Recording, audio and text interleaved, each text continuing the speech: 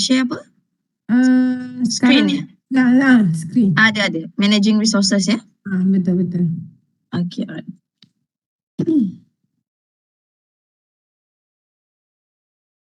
Okay, I think kita boleh mulakan ya second session Puan Khaliza. Okay. Okay, kejap lah saya ni dulu ya, record dulu. Okay. Alright, Assalamualaikum back. Welcome back lah for the second session for today's hands-on. Okay, pagi tadi what we have done is kita start a new project in a Microsoft project, which kita start dengan identifying scope, determine kita punya milestone, kita create the WBS for a project, and then we assign the working schedule kan, we change the working schedule, we key in the public holidays, and then last kali tadi before we stop, kita assign the predecessors ataupun assign the relationship to the activities di dalam Microsoft project lah. So now kita continue with the second part, which is to manage resources dalam Microsoft project.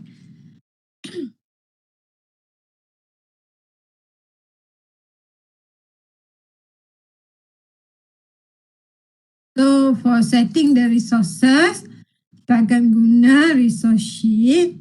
Okay, so dekat sini, okay, refer to your to the table, to the table.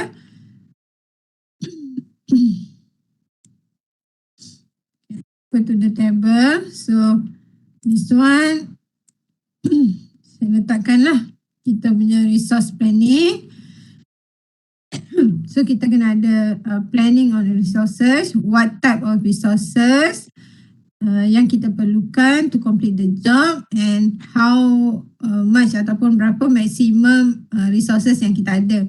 Normally for the resources ni, dia bekerja dalam group kan, so the resources and the productivity is based on the group lah. So kalau dua ni means dua group, okay, dua gang, sometimes dekat site dia guna gang kan, so dua kumpulan atau group based on numbers. Okay, and then we have the productivity rate. Okay, untuk productivity rate ni, yang ni saya assume saja sebab setakat ni saya tak jumpa tak banyak lah productivity rate ataupun label concern yang ada. Okay, kalau ada pun kadang-kadang aktiviti dia limited, tak semua aktiviti ada so yang ni saya assume saja dulu. However, this one could be based actually, this one can be developed by the by your own company biasanya. Company biasanya dah ada dia punya productivity rate dan dia gunakan productivity rate ni, dia develop productivity rate ni based on history punya record lah. Okay, which mungkin previous punya site diary kan, kita tulis berapa orang bekerja, how much quantity that they work for that day for some activities. So daripada situ sebenarnya kita boleh develop our own productivity rate lah. Right, so for the resources ni, okay, so for resources, kenapa kita kena manage resources? Satu, kita nak assign lah, nak assign resources required for each activities, and then daripada situ juga sebenarnya kita boleh control number of resources yang kita perlukan.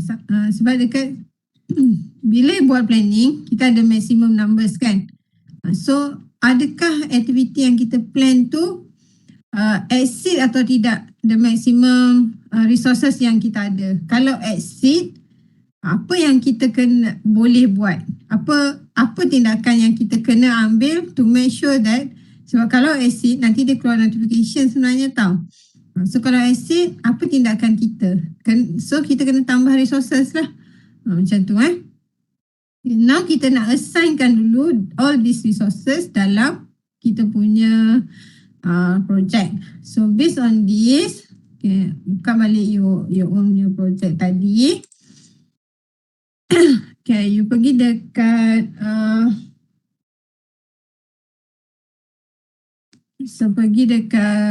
view. Hamzah tu ada nak tanya apa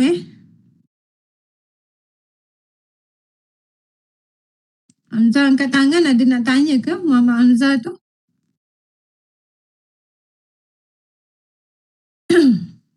Ada. Boleh tanya dekat chat juga kalau nak tanya.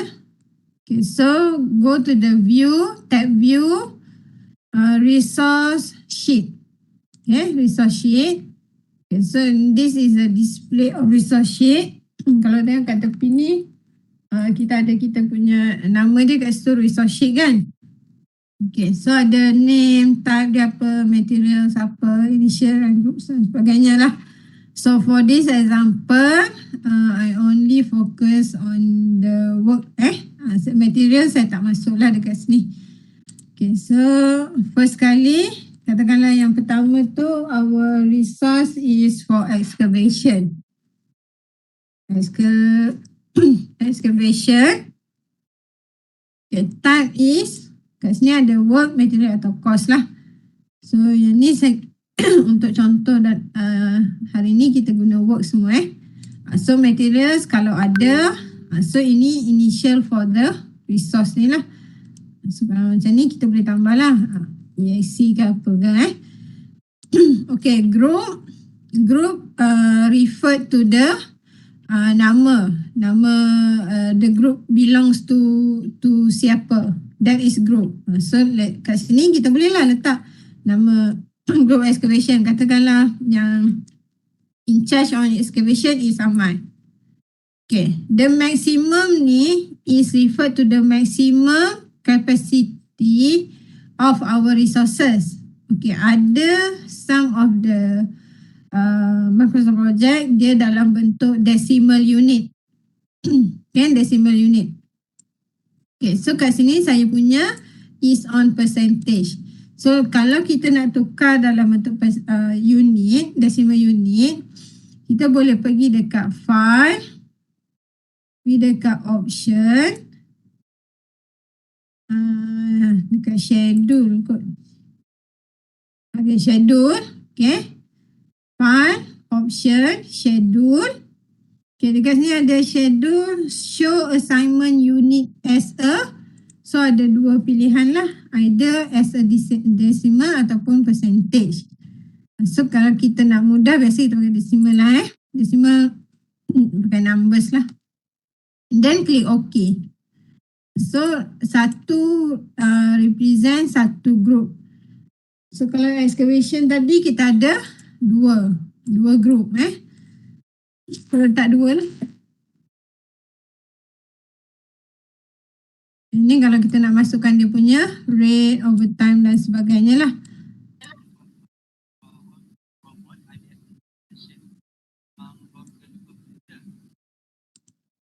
Someone is talking.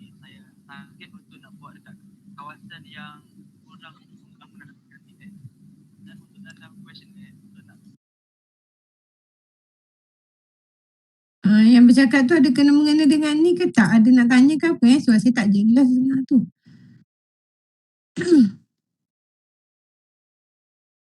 Kalau tak ada saya proceed. Okay, and then completing work So ni work, boleh letak CONC. Katakanlah completed siapa?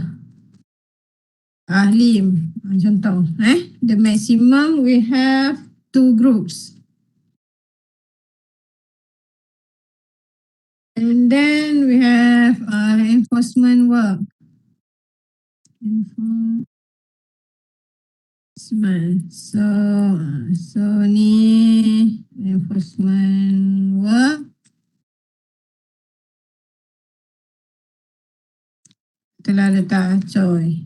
So maximum number that we have is 3 group. And then we have our form work. Okay, form work. Kalau ni Ali.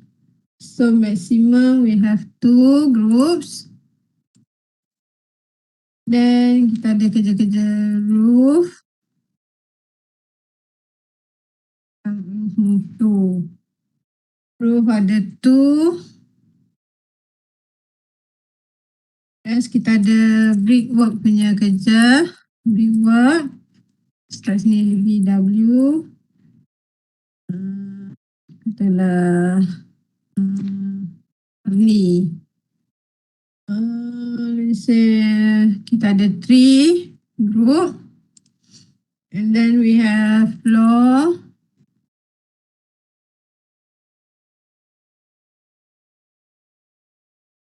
Ring katalah satu group saja, and then we have shielding. Shielding katalah simple macam tu nama tak ada kena dengan siapa so letak je. Okay, so yang ni kalau kita nak masukkan dia punya rate, kita boleh masukkan lah. Yang ni tak masukkan lah. Okay, so letakkan number of units, group dia, kerja dia apa. Okay, so dah sudah. Lepas kita createkan kita resource sheet tu, now kita nak setkan dia kepada activities. Okay, setiap resource ni kita nak setkan, nak assign dia kepada setiap activities. Okay, so kat situ kita boleh pergi kepada dua kaedah lah. So pergi balik kepada table entry tadi, Gantt chart. Okay, pergi bukan balik Gantt chart, table entry. Okay, so pertama we can use the resource name column. Okay, kalau you expand you punya Gantt chart tu ada resource name column kat belah kanan. Okay, kat situ kita boleh masukkan contohnya macam ni. Excavation. Kita just klik je. Pilih excavation group. Okay, satu. Okay, kalau ikut kita punya table. Okay, kalau tengok ni distribution resources. Sekarang ni semua kita assign pada satu group saja dulu Resources ni kita assign satu group saja dulu. Okay. And then satu lagi kaedah adalah by using form activity, right click, assign resources. Kat sini pun boleh form work. So form work kita letak satu. Dan assign. Close. Okay. Kalau tengok dekat Gantt chart, nampaklah dia keluar resource name dia. Okay, other than that, kita boleh juga letak, itu kalau macam ni, right click dekat task, information, resources, kat sini pun boleh pilih. Kita ada reinforcement. So, berapa? Satu. Klik satu. Okay. So, yang ini menunjukkan satu group lah di-assign kepada setiap aktiviti ni. So, yang lain boleh assign lah. Okay, yang ni completing group, kerja complete. Okay, this one form work. This one reinforcement. And then completing. Okay. So, assignkan all resources to all activity yang berkaitan. Create, reinforcement, completing. Then untuk resources pun kita assign pada sub-activity saja Reinforcement, completing.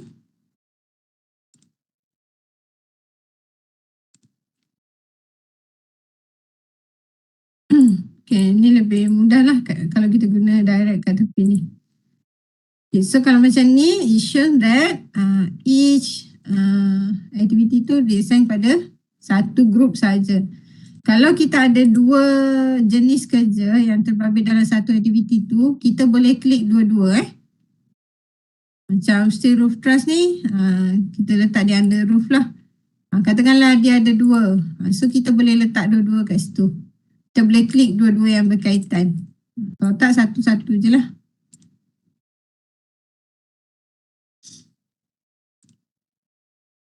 Okay, ni pun under roof. And then all the brickworks is assigned to brickwork punya kerja. Ni baru assign baru letak aja dulu. Kita belum susun lagi lah. Kita belum rearrange lagi. Okay, so kita dah assign all the resources to each activities that required. Okay, now lepas assign tu, okay, kita dah assign all the resources. Okay, now kita nak estimate activity duration based on the resources yang kita dah assign tadi. So kalau based on resources, it mean that dia akan consider kita punya production rate punya calculation lah. So kalau activity duration ni ada beberapa kaedah yang kita boleh guna, sama ada historical data, expert judgment. Ni yang selalu kita buat lah kan, which is kalau project manager yang dah expert tu, kadang-kadang dia tengok je the quantity of each activity, dah tahu dah berapa banyak yang berapa hari yang diperlukan. However, kat situ nanti dia tidak melibatkan any resources lah. Maksudnya tak ada consideration on resources. That's why it is better to use the production rate calculation, which is kita consider the quantity and the productivity rate of each resources yang okay, contohnya duration is equal to quantity bahagi dengan production rate. Okay, atau productivity rate. Okay, katakanlah kuantiti kita 48 meter cube. Each group dia punya product cube per day per group.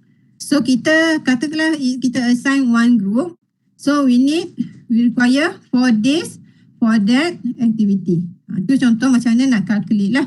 Okay, and then bila kita determine duration, kita akan consider some risk. Sebab during planning and scheduling ni, kita kena ada some flexibility kan.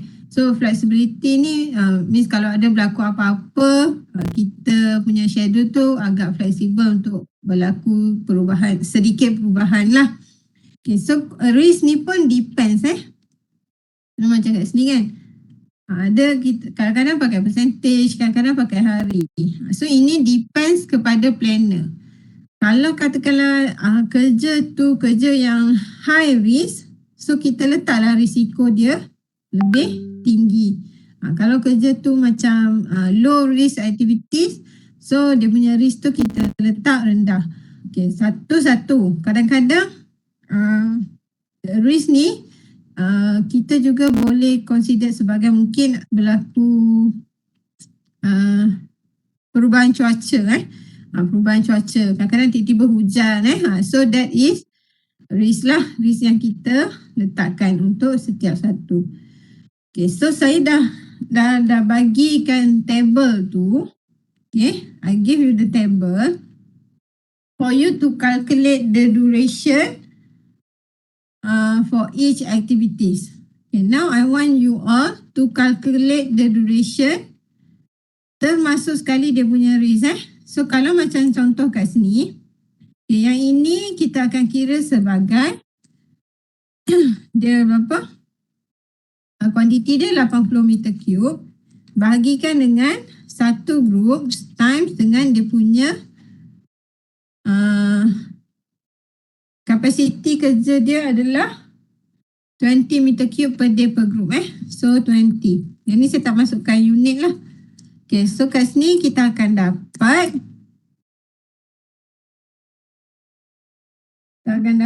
berapa tu? 4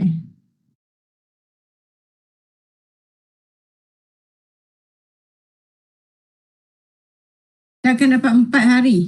Betul? So kat sini kita dapat 4 hari. Okay, and then consider risk 5%.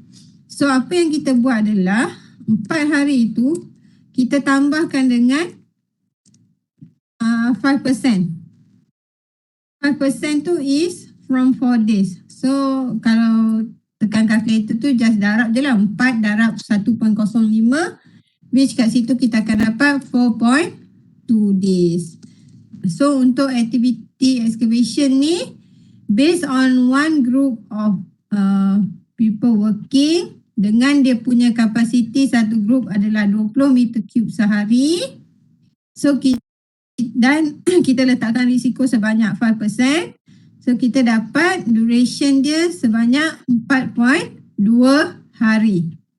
So that is how calculation of duration tu dibuat Okay, contoh macam pad footing. Okay, yang ni saya nak everyone tulis dekat kertas masing-masing So we have quantity 20 bagikan dengan group kita 1. Okay, so 1 darab dengan the productivity adalah 20 meter cube. So 20. So kat sini kita akan dapat 1 hari. And then plus dengan dia punya risiko 1 hari. So kita akan dapat kat sini 2 hari lah untuk pad footing.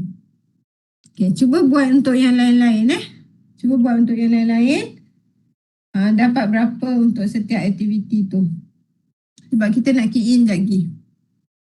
Okay. So yang ni I want you to do lah. 5 bahagi 20.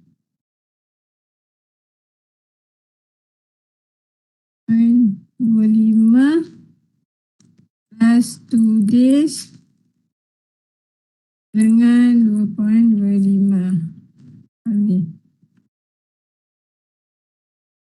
Yang ni saya isikan jumlah yang saya dah dapat.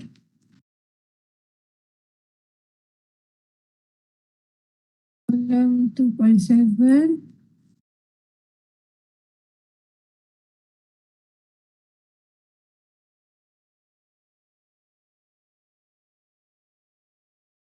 Kalau boleh asingkan duration yang sebelum dan selepas ditambah dengan risiko tu. Okay, so for pad footing kat sini 2000 bagi dengan 1 darab 150 kg. So yang ni kita akan dapat 13.33 tambah 1, so dapat 14.33. Okay, so ni 2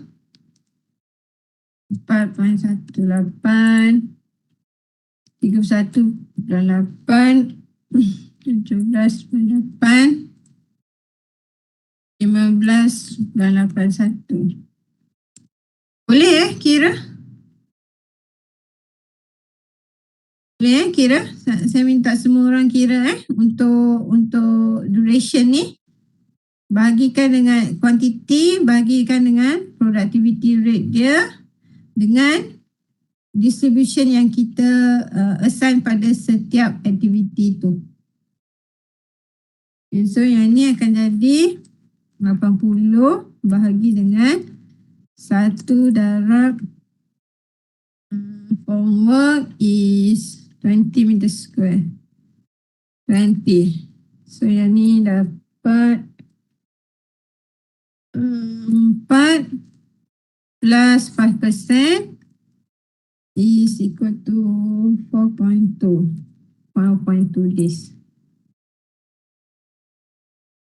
And then 0.53, 22.47, 11.6, 18.4.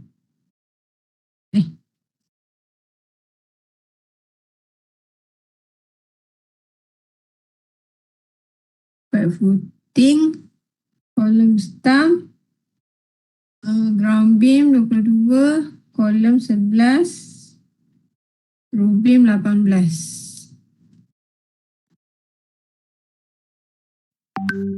18. And then trusses ni sama dengan 900 divided by 1 times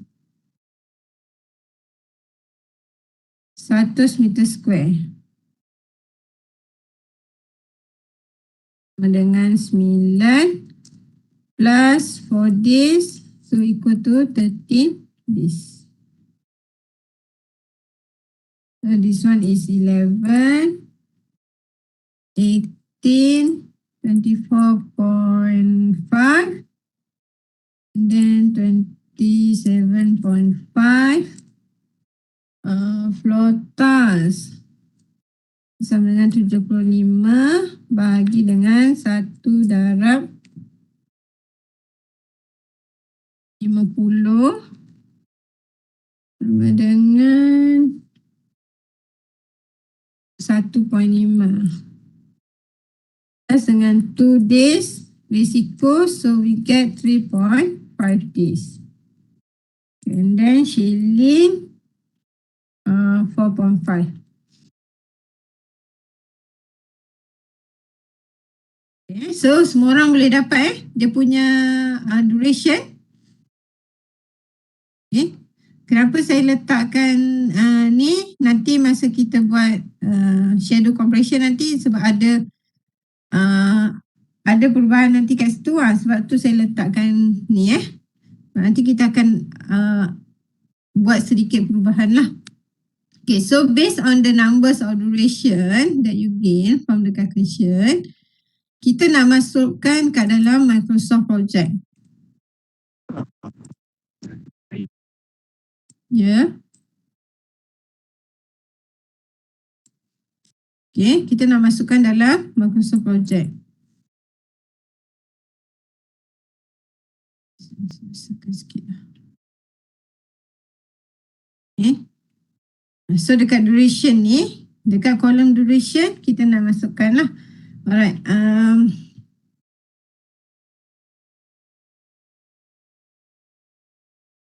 Okay, so kita start dengan scaffolding. Let's say lah yang ni scaffolding kita tak ada kira tadi. Yang ni katakanlah kita letak 2 hari. Okay, so letak 2 hari macam tu.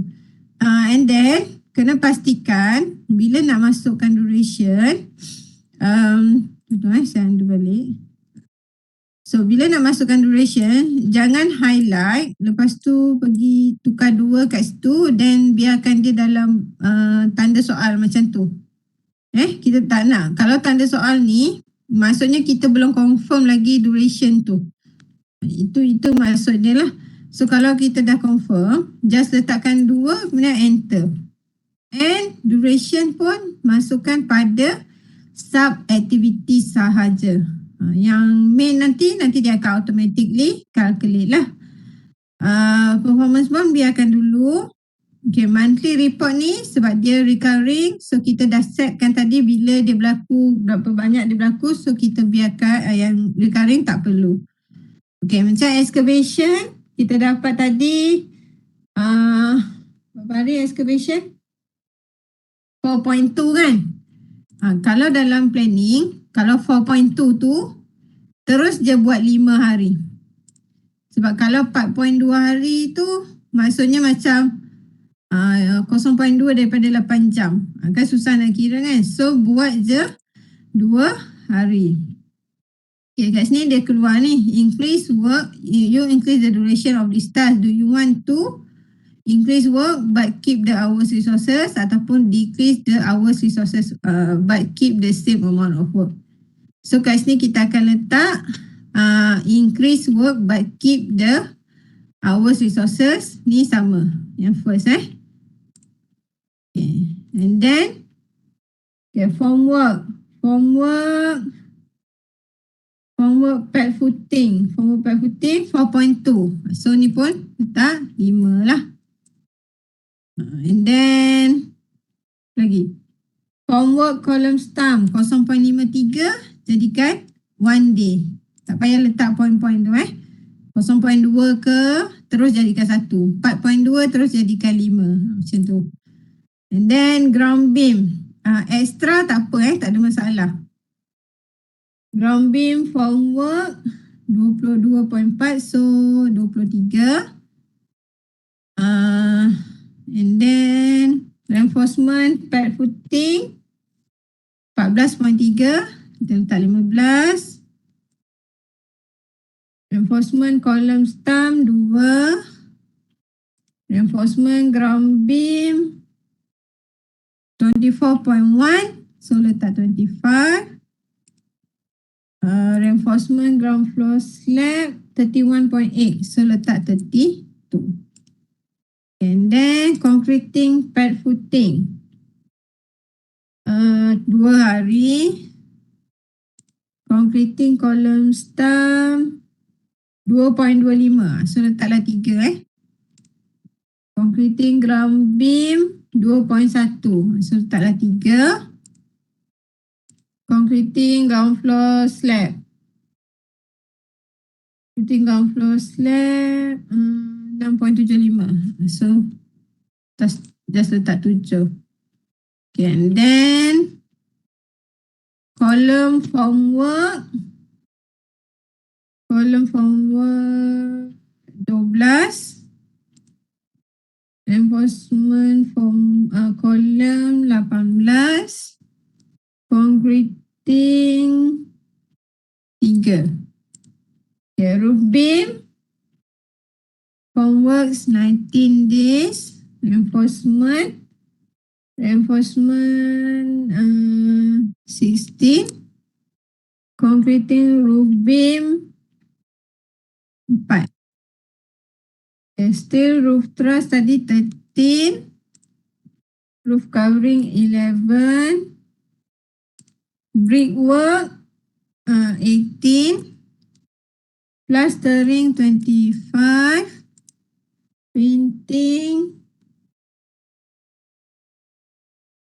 Painting 28.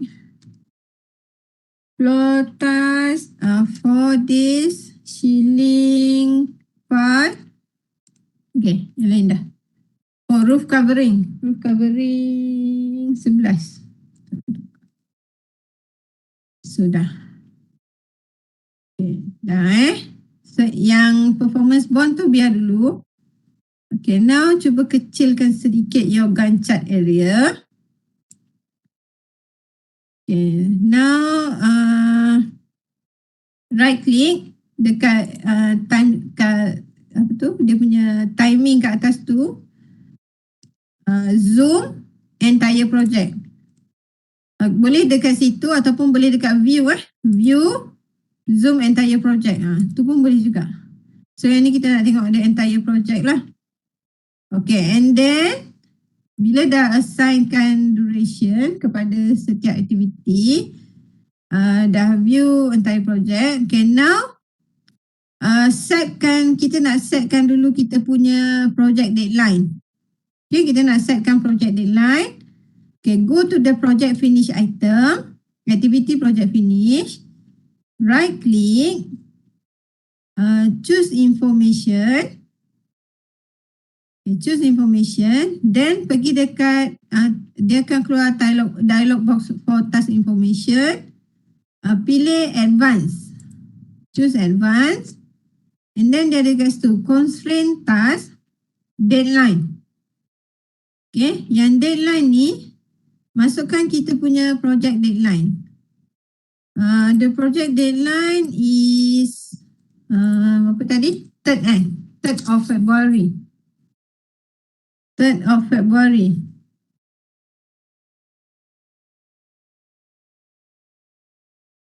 Okay, 3rd of February 2023. So kemudian klik OK.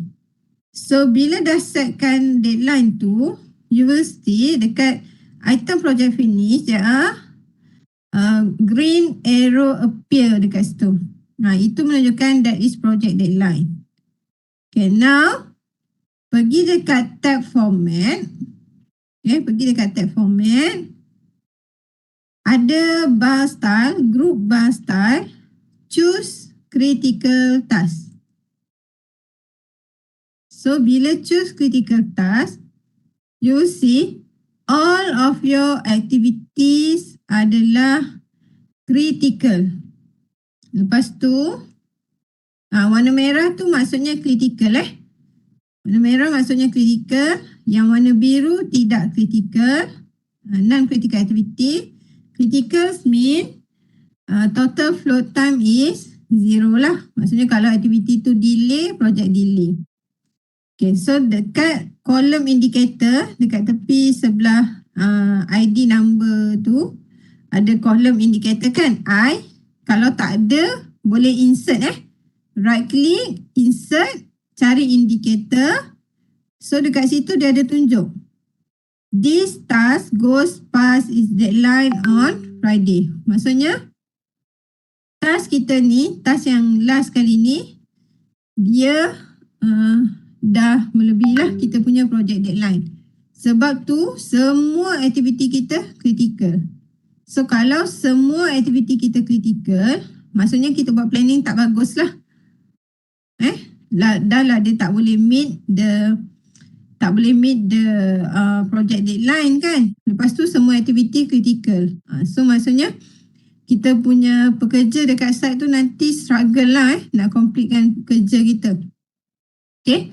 And then please remember that duration yang kita masukkan tadi is based on number of resources yang kita assign pada awalnya.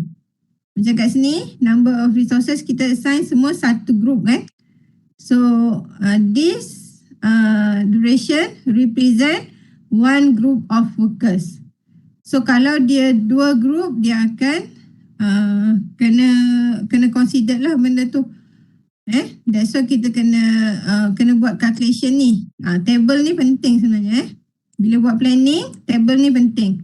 Kena masukkan kita punya distribution of resources berapa, calculation of duration tu based on berapa banyak resources. Kena masukkan kat situ lah. Biasanya kita buat this table dalam Excel je. Okay, so save. Okay, now your activity semuanya critical. Nampak tak? Semua critical. So projek sakit lah ni. Belum apa-apa projek dah sakit kan. So apa tindakan kita bila kita tahu macam ni, kita dah assign duration tadi, kita nak finalizekan kita punya projek lah. Now kita nak finalizekan kita punya projek. Okay, so bila dah berlaku macam ni, it means that with allocation of resources yang kita setkan awal-awal tadi, okay, dengan number of resources yang macam ni, it shows that our project could not be completed within the time given. Okay, so what we need to do, kita kena buat apa yang kita panggil sebagai schedule compression. Yang ni pun you all dah belajar dah. Schedule compression So ada 2 jenis schedule compression. Which schedule compression ni kita nak shortenkan the duration of project so that dia still boleh meet kita punya scope of work, kita punya deadline without changing any scope of work lah. Okay, so there are 2 techniques, satu crashing, satu lagi fast tracking. Okay, so untuk crashing ni biasanya kalau dalam project management kita ada calculation dia, betul? Kita kena tengok dia punya slope kan, kena buat analisis aktiviti mana yang nak crashing kan, tanpa melibatkan, sebab crashing dia akan melibatkan pertambahan daripada segi resources. Okay, so bila resources bertambah means that cost kita bertambah lah. Okay, kalau fast track, kita akan cepatkan kerja kita lah. Maksudnya kita assignkan the lags. Okay, lag time dekat kita punya aktiviti. Okay, tapi bila nak buat tracking pun, kena tengok juga resources kita. Sebab tu kita assign dulu resources. Kita tengok dulu based on number of resources yang kita assign tadi itu, adakah kita able to complete the work untuk completekan projek kita. Kalau tak boleh, kita buat fast tracking dulu. Okay. Bila fast track, nak cepatkan aktiviti, kena consider juga resources. That's why kita assign resources awal-awal supaya nanti kita boleh tengok, check. Bila kita buat kerja tu cepatkan, ada efek tak dekat maximum number of resources yang kita dah assign tadi. Okay, kalau crashing means that kita add extra resources kepada aktiviti kita. Kalau macam sebelum ni, kita assign katakanlah satu group saja. Contoh satu group kan, mungkin kita kena assign 2. So which activities yang kita nak assign tu, suppose kalau secara teorinya crashing teknik kita perlu buat analisis dulu kan. So bila buat analisis, kita boleh identify dulu dia punya slope semua. Tengok which activity that kalau kita increasekan resources, dia tidak effect terlalu cost yang terlalu tinggi lah kepada the whole project cost. So tapi dalam ni saya tak tunjukkan lah crashing techniques tu. Yang tu you all boleh buat untuk you all punya project lah. Tapi nanti kita terus assign saja. Right? So first kali adalah kita nak buat fast track dulu. Sebab fast track dia tidak melibatkan perubahan ataupun pertambahan daripada resources. So that's why kita buat fast track dululah. Tapi bila buat fast track kena hati-hati juga sebab ada kadang-kadang berlaku pertindihan resources. Tu pun kena ambil kira juga lah. Okay, so now kita try buat fast track. Okay. Bila nak buat perubahan ni, kena buat pada aktiviti yang kritikal lah. Sebab kalau aktiviti tak kritikal, dia takkan ada efek kepada kita punya project finish date. So kalau project aktiviti yang kritikal tu menunjukkan critical activities ataupun critical path is the longest path dalam project dalam scheduling. Okay, so bila the longest path tu, itu yang kita nak kena kurangkan. Okay, now let's say katakanlah kita nak kerja-kerja reinforcement dulu. Okay, kita tengok kita punya reinforcement, kita ada 3 group maksimum kat sini. Okay, 3 group maksimum. Right? Okay, now kita baru assign satu group pada setiap satu aktiviti tu. Okay.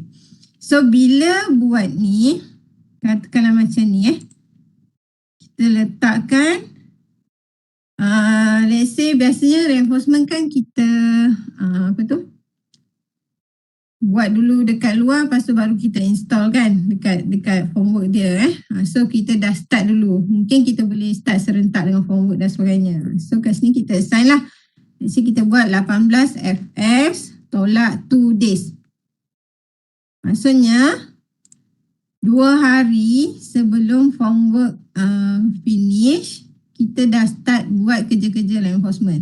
Itu maksud dia lah. Contohnya macam tu Okay. Let's say kita assign semua kerja reinforcement kita untuk bermula lebih awal. Okay, tapi yang ni pun kena hati-hati juga.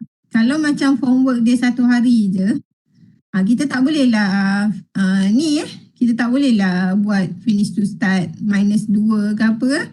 Sebab dia dah terkurang daripada dia punya duration formwork tu. So kat sini kalau macam reinforcement, so kena tengok jugalah dia punya aktiviti sebelum dia tu. Yang ni apa? Stamp. Yang ni tak ada. 19 dengan 20. Okey, yang column stamp tak ada. Okey, ground beam boleh Ground beam formwork. Let's say kita dah dah ikat dulu besi dan baru kita install. So yang ni katalah kita letak. Okay, formwork ni 23 hari tau. So reinforcement kita cepatkan mungkin 10 hari. Okay, so 26 FS minus 10 days.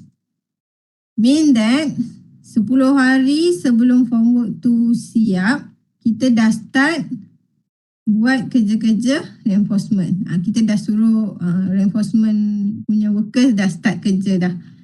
So nanti tinggal install, tinggal complete je.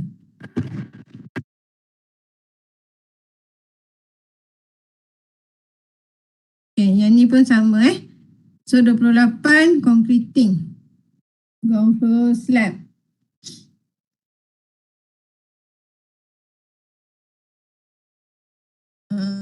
Yang ni boleh ke FS tolak 3.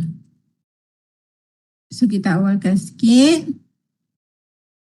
Okay, reinforcement column. Ni concreting dia 7 hari. So kita install dulu ataupun kita ikat dulu reinforcement punya column. Kita cepatkan let's say FS telah 3 hari saja. Roof beam ni mana aktiviti yang kita boleh buat awalkan, kita boleh awalkan lah. Okay, let's say bila kita assign macam ni kan, ada keluar simbol simbol orang dekat sini. Saya tunjuk contoh boleh tak berlaku. Ni saya katalah letak, ni saya letak 10 hari. Tak jadi.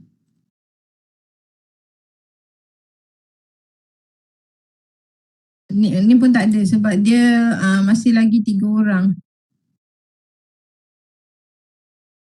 Dia kalau kita dah terlebih, ni tadi letak 3 Kalau kita terlebih, bukan terlebih assign, kita buat cepatkan aktiviti ni sehingga menyebabkan berlaku pertambahan resources. So nanti dia akan keluar simbol dekat sini. Maksudnya kita dah terlebih resources dekat situ. So bila dah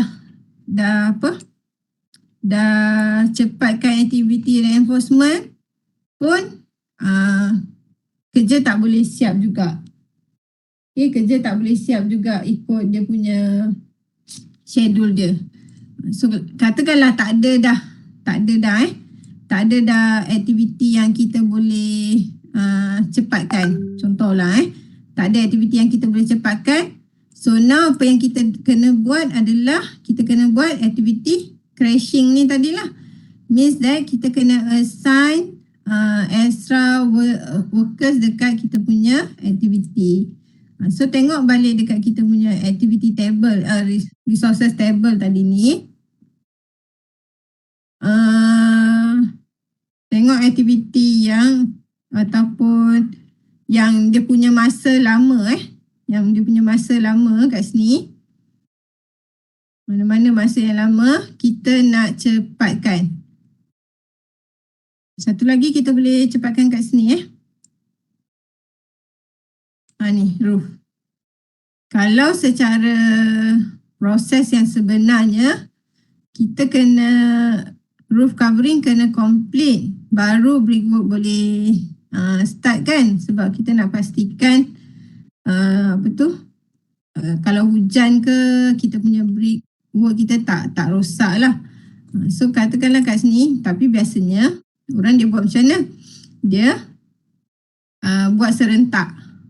Dia complete je roof beam, dia terus buat brickwork. Kalau nak buat macam tu, boleh juga nak cepatkan kerja lah. Mungkin sebelah kita buat trusses, bahagian lain tu kita buat brickwork. Contohnya macam itulah. Tu saya buat contoh kat sini. Wall ni tadi kita tunggu roof siap. Tapi katakanlah kita start brickwork selepas roof truss, roof beam completing dia akan cepatkan sikit lah. Tapi at least plastering work tunggu, kalau tengok kat sini roof covering siap baru plastering work bermula. So kira selamat lagi lah kita punya plastering work kita tu. Kalau hujan pun dia tak merosakkan plastering lah, sebab kalau plastering buat kerja plaster masa hujan dah rosak kualiti. Okay, tu contoh aktiviti yang kita cepatkan. Okay, now kita nak assign extra resources. Okay, tengok kat sini tadi kita ada maximum available resources. Aktiviti yang dia punya duration tinggi mungkin macam formwork. Okay, reinforcement untuk ground floor slab. 32 hari. Okay, tinggi.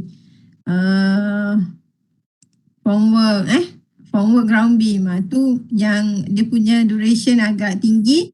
So kita boleh assignkan extra resources kepada that kind of activity.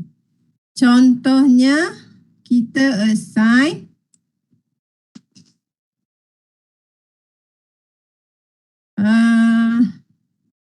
katakanlah kita assign ground floor slab, reinforcement work for ground floor slab, kita assign extra resources. Check balik dekat sini. Roof beam, ground floor. Yang ni tadi instead of 1, kat sini tadi kita buat 620 bahagi dengan 1 darab dengan kapasiti dia 150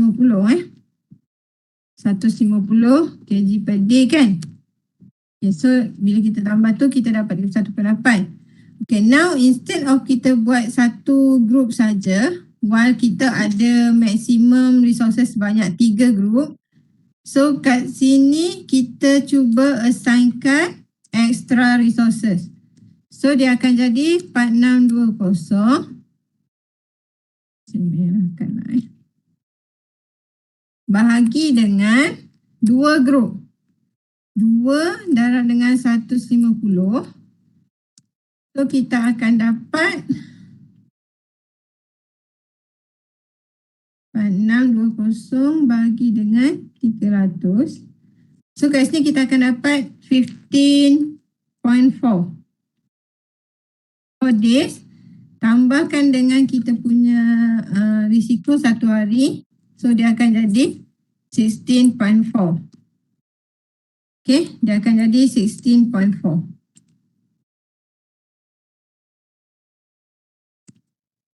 Okay, so ni 16.4. Kita assign 2 So pergi dekat reinforcement ground floor slab ni. Okay, dekat resource name ni, kat sini tadi patut jadi berapa kalau kita kira 16.4, 17 lah. Okay, jangan terus tukar kat sini. Kita tukar dekat resource ni tadi. Kita boleh buat macam tu.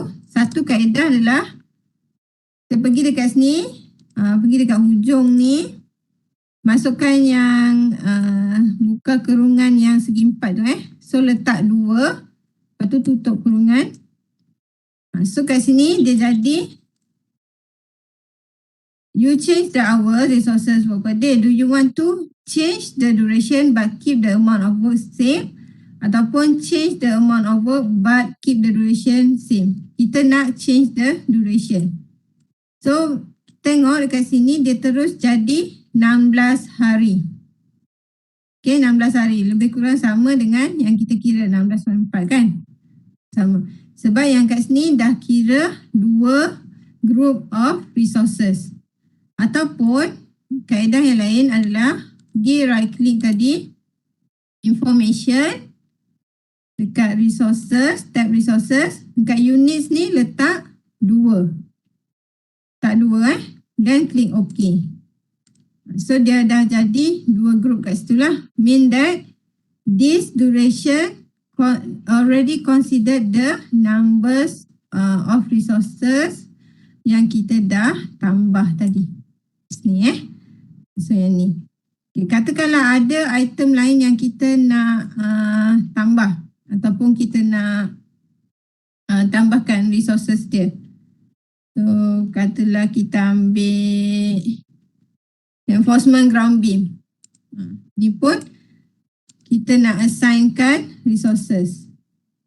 So ni jadikan 2.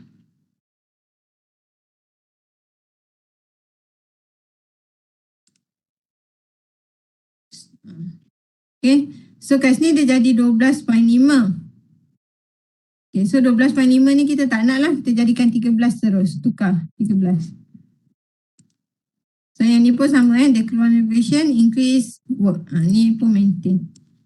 So kita dah add resources to several activities. So check balik. Activity duration tak kurang ni, banyak lagi yang kena tambah. So kat sini kita kena ubahlah kita punya number of resources. So kena rearrange balik number of resources so that kita boleh fulfillkan kita punya project deadline kita. Okay, let's say yang brickwork ni, plastering maksimum berapa? Brickwork 3. So kat sini pun kita boleh assignkan extra resources lah.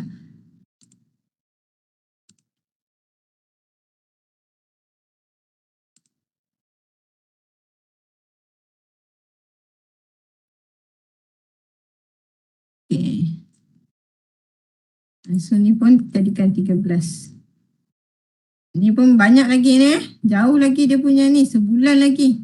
So kena buat perubahan ni sampai kita punya projek boleh meet deadline lah. Cuba saya assignkan yang ni pula.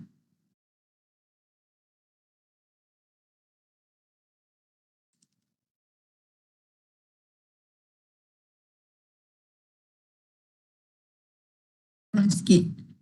Tengok lagi aktiviti mana yang kita boleh cepatkan ataupun aktiviti mana yang kita boleh tambah pekerjanya supaya projek ni boleh dipercepatkan lagi.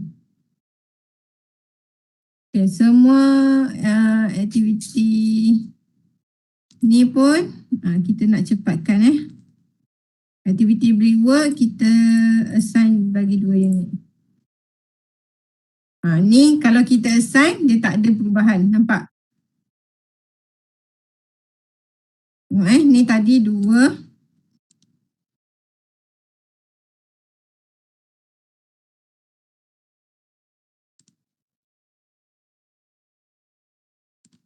Ni 2. Saya letak 1 balik. Still 10 dan 3. That's why itu yang pentingnya buat crashing analysis tu. Sebab bila perubahan tu berlaku pada aktiviti yang tak berapa kritikal, nanti dia tidak akan melibatkan perubahan lah. So kita boleh assign kat atas ni kot.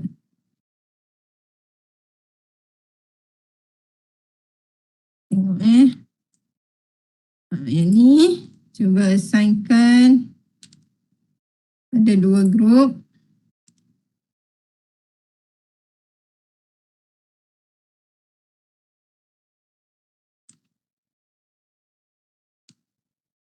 Dua bulan 3 sikit lagi.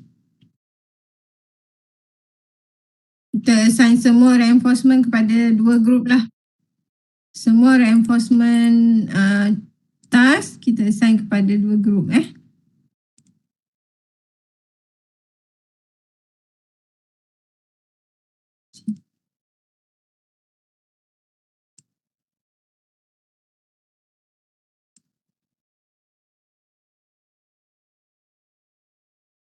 Okay, sikit lagi ni. This one, Vim.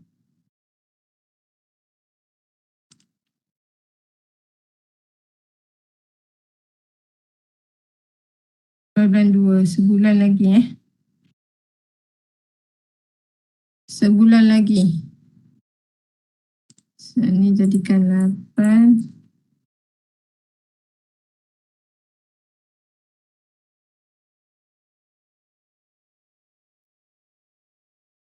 Mana lagi aktiviti yang boleh kita cepatkan ni?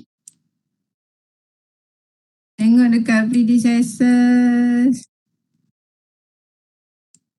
Saya tutup ni sikit. Nampak lah. Mana lagi? Enforcement dah. Completing enforcement. Homework. Katalah BIM ni kita cepatkan ni dah belum. Dah. Homework lah Homework lah pula.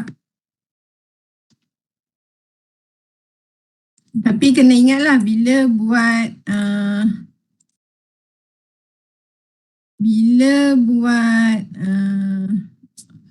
okay dah ni 2/7. Okay, bila buat crashing ni, dia akan melibatkan pertambahan resources dan juga pertambahan cost. Sebab tu kalau boleh kena kurangkan yang crashing tu dan cepatkan aktiviti lah. Maksudnya ada aktiviti-aktiviti yang mungkin kita boleh buat dulu ke ataupun kita cepatkan ke macam ni kan. 25 enforcement. Katakanlah yang ni kita cepatkan sikit.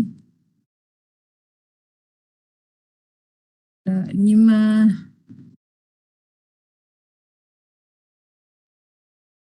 Satu persatu.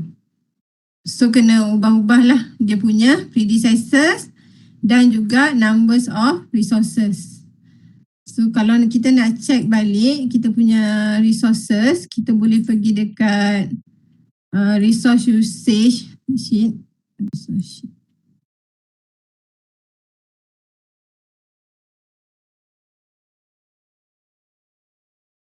Ni dia akan tunjukkan lah number of resources yang kita ada.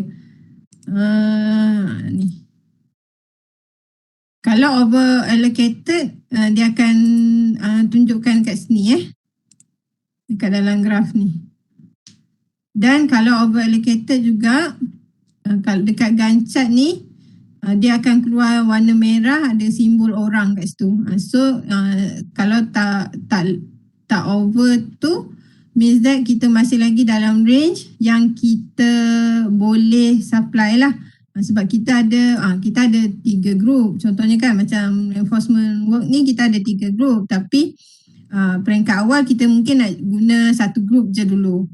Supaya yang 2 group lagi tu kita boleh assign kat tempat lain ke dan sebagainya. Tapi in case kalau kita assign 1 group saja, projek kita tak boleh siap pada masa yang ditetapkan. So that's why kita tak nak terpaksa gunakan resources yang kita ada lah. Tapi bila kita assignkan maximum number of resources, so then kita boleh tahu yang walaupun kita buat perubahan in term of cepatkan aktiviti ataupun allocate extra resources to any activities, kita boleh tahu yang resources yang kita assign tu dia tidak over allocated dan masih lagi dalam range of resources yang kita boleh supply lah kepada projek ni. Okay. So sekarang bila dah ubah banyak-banyak tadi tu, okay, enforcement work kita assign 2 group untuk setiap activities. Some of the form work activities kita assign 2 dan kita cepatkan. Tapi kena pastikan lah bila ubah predecessors dan sebagainya tu kena pastikan betul tak aktiviti tu dia punya flow dia tu. Dia punya flow of work tu, sequence of work tu betul tak? Masih betul ke tak betul? Kadang-kadang takut bila ubah kita nampak macam Ni apa pasal pula complete dulu baru reinforcement. Tu tak betul lah So kena check, kena tengok. That's why assign predecessors pada peringkat awal tu sangat penting lah. So macam ni satu aktiviti je yang tak kritikal. Kiranya kalau projek ni delay, habislah memang akan delay sebab ada satu aktiviti je yang tak kritikal. So dia menunjukkan macam kita punya plan ni sangat tight lah. Tapi katakanlah bila kita dah assign resources, kita dah assign maximum number of resources, kemudian kita dah cepatkan kerja dan sebagainya, tapi kita tak boleh juga meet the deadline kan. Apa yang kita boleh buat adalah satu, mungkin sebenarnya project duration yang diberi tu kurang sesuai. Mungkin sebenarnya memang daripada segi awal duration yang diberi tak sesuai, kena tambah siap-siap. So kita boleh sebenarnya advise dekat klien tapi benda tu jarang lah berlaku. Biasa kita accept dan kita add another extra resources lah. Tapi kena pastikan lah bila during the monitoring of work, kena make sure that number of resources yang kita assign tu sama dengan dekat site. So kalau kita ni as a client, let's say kita client kan, contractor nak request EOT contoh, contractor nak request EOT. So bila dia nak request EOT tu, kita boleh check sebenarnya sama ada contractor tu sebenarnya applicable for EOT ke tak, dengan cara kita buka lah dia punya resource sheet ni. Tengok, okay, dia assign kerja ni maksimum 2 unit kan, 2 group. Ataupun sebenarnya kat sini kita boleh detailkan lagi tau, tapi yang ni sebab detail nanti saya tak sempat, nanti kita nak completekan kita punya task kan. Jadi saya tunjukkan secara umum je okay, so kat sini dia kata dia assign 2 group, 3 group kan. Lepas tu dekat site actual kita boleh semak sama ada ni maximum number, lepas tu ini dia punya resource usage je, dan yang ni tadi ni dia punya planning. Ni planning. Katakanlah kat sini dia kata letak 2 group, tapi dekat site rupanya yang datang 1 group saja. 1 group je lepas tu kerja ni delay. Disebabkan aktiviti ni, projek tu delay. So sebenarnya kita sebagai klien, kita boleh tolak permohonan EOT kontraktor tu sebab dalam plan dia lain, bila actual lain.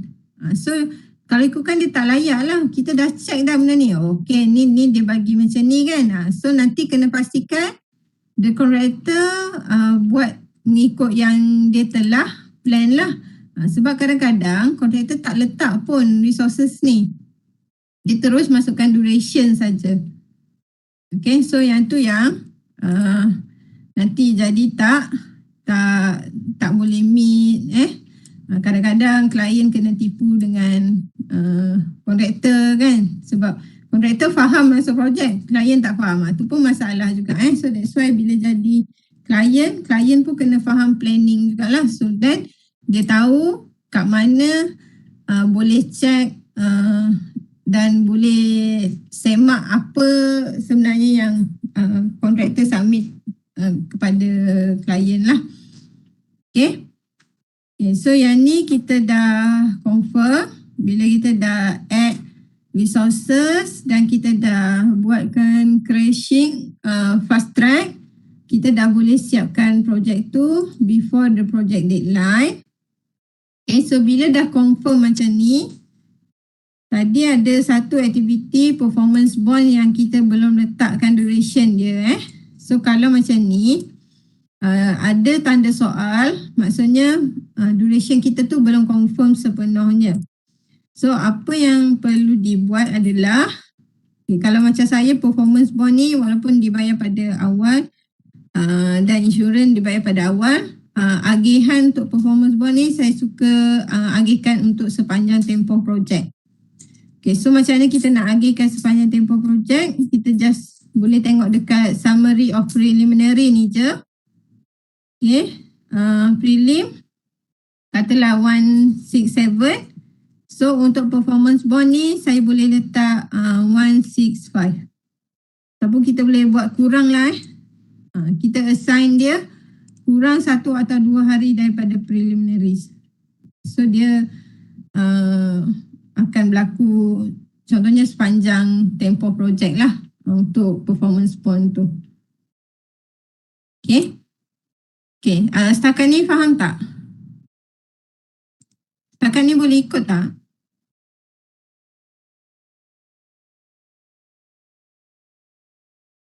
Boleh Boleh. Okay. Alright. Okay. So now sekarang pukul 12. Okay, kita sambung sedikit lagi. Okay, bila dah confirm macam ni, save. Okay, now kita nak masukkan cost. Okay, kita nak masukkan cost. Okay, cost. Kita pergi dekat table. Pergi dekat cost. Okay. Okay, table cost Okay, dekat sini activity, total cost, baseline dan sebagainya. Okay, untuk masukkan cost, kita akan masuk dekat kolom total cost. Okay, dekat fixed cost accrual ni, dia ada 3 jenis. Satu start, satu prorate dan satu end. Okay, yang ini means that ada item yang mungkin kita bayar ataupun kita claim apabila projek tu ataupun apabila aktiviti tu bermula. Okay. Ataupun kalau prorate means that by progress claim lah, monthly basis. Okay, by progress claim. Kalau end tu means that projek aktiviti, claim untuk aktiviti tu ataupun cost untuk aktiviti tu kita cuma boleh dapat ataupun kita boleh kira apabila aktiviti tu telah disiapkan. Itu beza start, prorate dan end lah. Okay, so dalam kes ni kita pakai prorate je. Okay, now masukkan based on the table given, masukkan total cost pada kolom total cost. Okay, in case ada students yang dia punya dekat total cost ni bukan simbol RM, iaitu simbol dollar, boleh tukar dekat file, option, schedule ke display, sorry. File, option, display, dekat currency tu boleh pilih Malaysia Ringgit lah, MYR. So nanti dia akan tukar kepada simbol RM. Kemudian klik OK. Okay, now masukkan cost pada kolom total cost. Yang cost pun sama kita masukkan pada sub activity sahaja. Okay, so macam ni contoh scaffolding 2,500. Performance bond let's say 15,000. Okay, untuk monthly report ni the cost is 2,100. So kita ada 7 monthly report. So yang ni kita kena bahagi sendiri So each monthly report will cost about 300. So yang ni kena buat sendirilah dia punya cost per tu monthly tu. So 300. So nampak kat atas tu dia jadi 2,100 kan. And then excavation 1,600. Formwork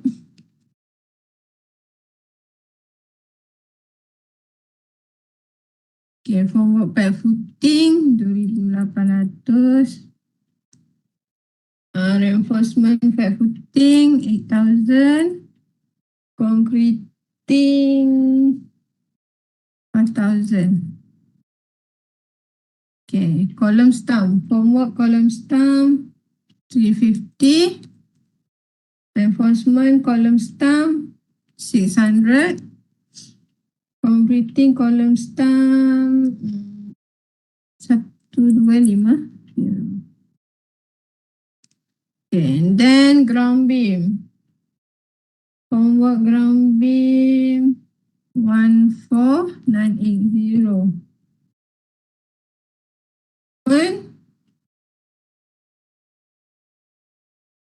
Low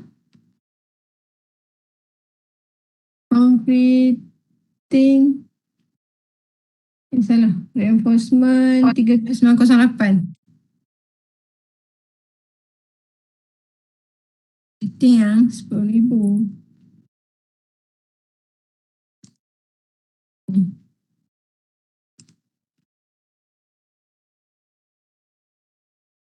Reinforcement slab 18,480. Completing slab 18,750. Column formwork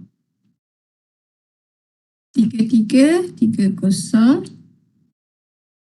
Reinforcement column 10088. Concreting is 350. Okay, formwork roof beam 5250. And 888. Concreting 6500. Okay, steel roof truss 58,500. Covering 22.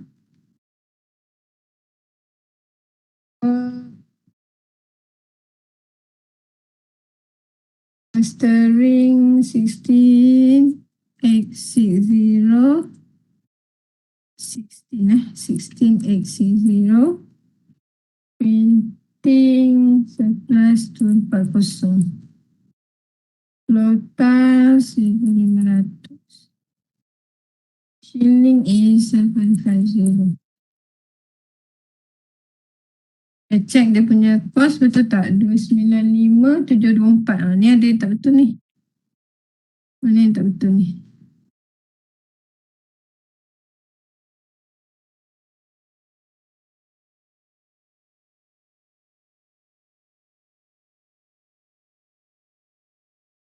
Punya total cost atas tu kena sama dengan jumlah kita punya cost. Tak sama tu kena check 2015, 1,100, okay. 1,006, 28, 3,5, 1,4980. Okay, enforcement 8,600, 13,908, 18,480, right. Homework 2008. Oh ni, completing column stump 1250.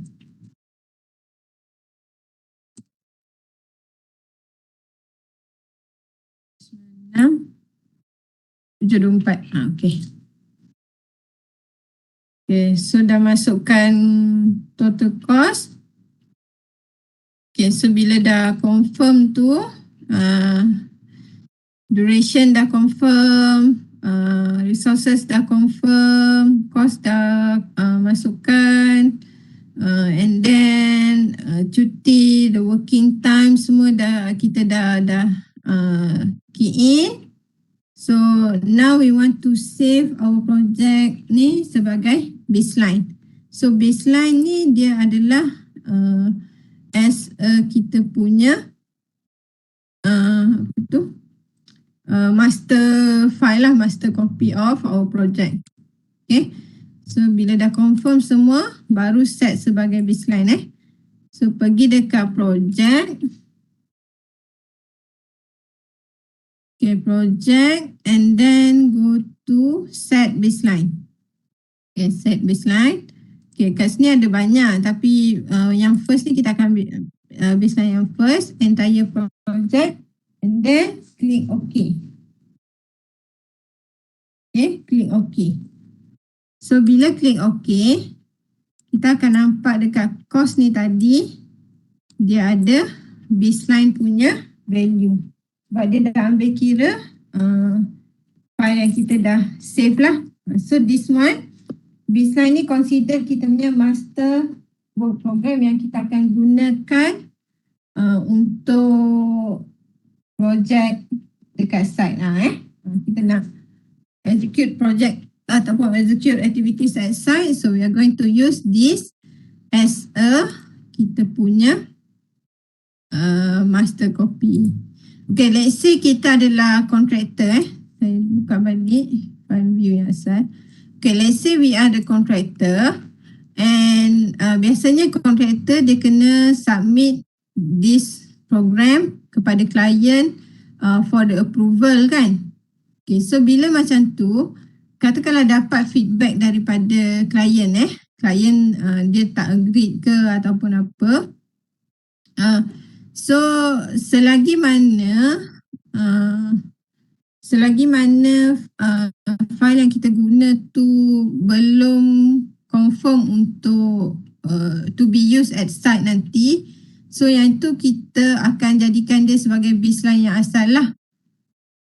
Kena pastikan save baseline tu baseline yang asal, sebab baseline ni nanti bila kita dah proceed dengan work dekat site, let's say ada perubahan daripada segi scope of work. Okay, contohnya dapat AI kan, ada perubahan. So bila ada perubahan tu melibatkan perubahan skop kerja perubahan skop kerja. So perubahan skop kerja tu kita akan savekan dia. Bila kita buat additional editing dan sebagainya, kita akan savekan dia sebagai baseline yang seterusnya. Baseline 1, baseline 2 dan seterusnya lah. Itu tujuan baseline. Sebab nanti bila buat updating akan ada katakanlah ada dah masuk start project, actual start sebagainya kan. Kita boleh savekan kita punya bacat ni, kita boleh tunjukkan yang baseline 1 macam mana, baseline 2 macam mana, dan setiap perubahan tu mungkin akan melibatkan perubahan daripada segi kos dan sebagainya. Masa lah, perubahan kos dari segi masa. So yang tu kita boleh tunjukkan dalam Gantt chart lah. Okay, so itu untuk kos lah dan juga baseline. Okay, ada soalan tak setakat ni? Tak ada soalan?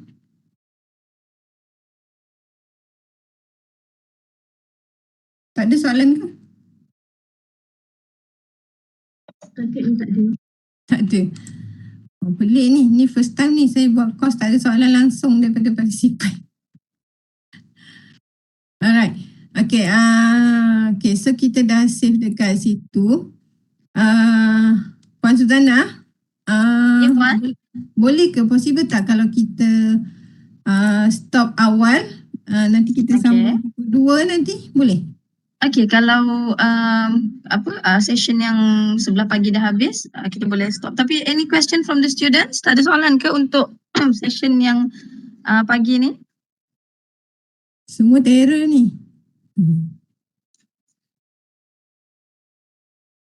Selalunya kalau buat hands on tu biasa ada question lah. Sebab tu dia akan jadi session tu lama biasanya. Sebab bila kita buat kita ni kan. Ke dia orang ni nak simpan soalan dekat ujung-ujung rasanya ya? Kalau detail project tak ada bagi course macam mana?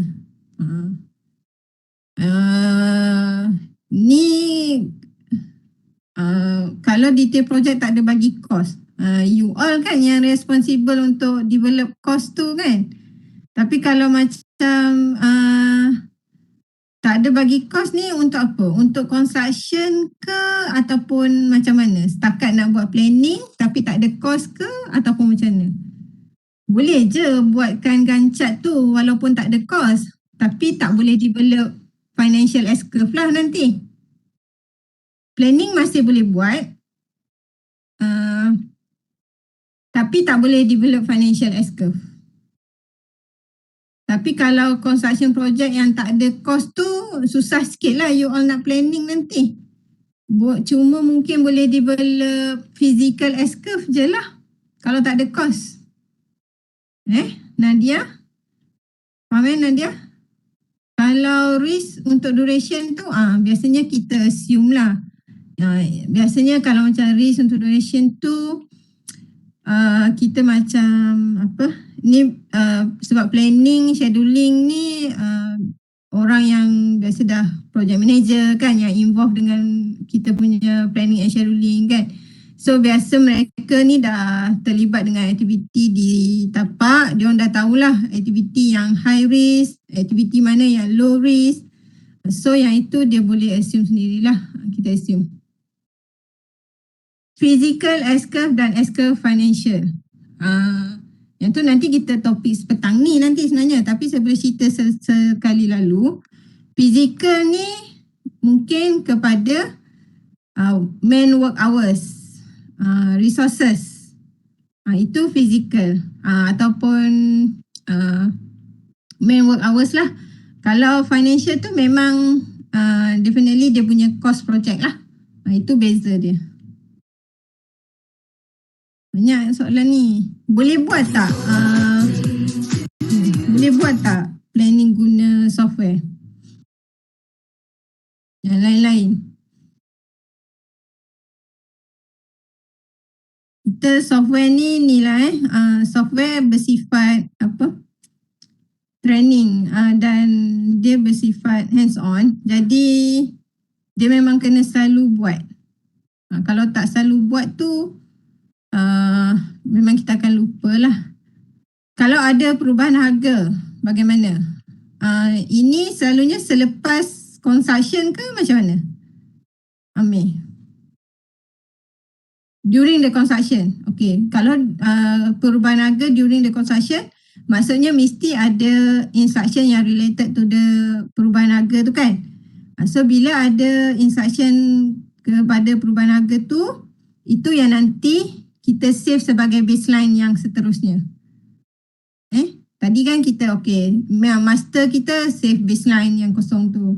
Kemudian kalau ada architect instruction yang pertama, kita save sebagai baseline yang seterusnya. Kita boleh update kita punya tu based on kita punya baseline tu. Sebab tu file baseline tu penting lah. Okay, ada soalan lagi? Sebelum kita break untuk tengah hari. Save nanti you all punya project ni. Okay, tak ada soalan dah? Yang lain tak ada? Ada Tak ada tu nampaknya. Okay, alright. So kalau tak ada soalan, thank you for the first session Puan Siti Khalijah. And we will have a short break. But before that, do you have any words to say, Prof, before we end the morning session?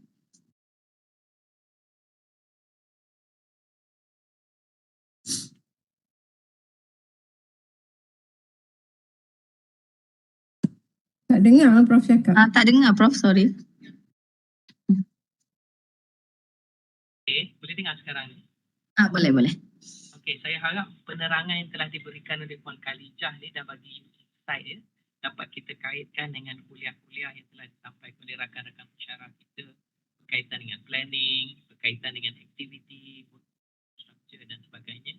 Dan juga saya mengharapkan ibu boleh dapat kaitkan sekarang ni dengan lebih dekat bagaimana sebenarnya proses yang sebenarnya dijalankan dalam projek pembinaan yang kita berikan you untuk buat simulasi untuk ibu. Ya, itu sajalah saya minta.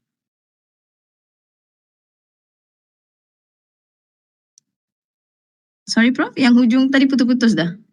Okey, saya mengharapkan yang ini dah dapat memberikan insight memberikan sedikit pandangan bagaimana sepatutnya dalam kerja sebenar pembinaan, bagaimana project planning dibuat di dalam projek yang sebenar dan sehingga kita boleh mengenal pasti dia punya cash flow dan Yeah, hopefully, Prof. Yeah. So I hope, thank you, Prof. I hope everyone is clear as to what you have, what Puan Khalijah has demonstrated so far. And if there is no further question, then inshallah we shall have a break for lunch, for Zohar prayer, and we will resume our afternoon session at 2 p.m. Yeah, Puan Khalijah, pukul 2, right? Okay, so using this same WebEx platform, yeah. So kalau tak ada apa-apa soalan, thank you to Puan Khalijah, thank you to all lecturers, and thank you to everyone. And we will see you all again at 2 insyaAllah. Okay, thank you. Kita jumpa.